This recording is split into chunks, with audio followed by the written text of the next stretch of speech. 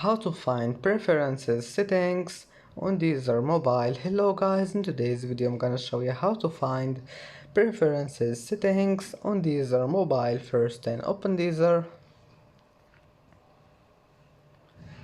and here you can find this one, this settings icon in the top corner. Just click on it and then scroll down. Here you will find preferences settings. You can manage here display, audio, or notifications, or anything you want. Just manage it and go back.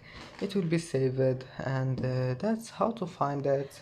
And that's it for today's video. Don't forget like and don't forget subscribe, and thank you for watching this video until the end and see you in the next video.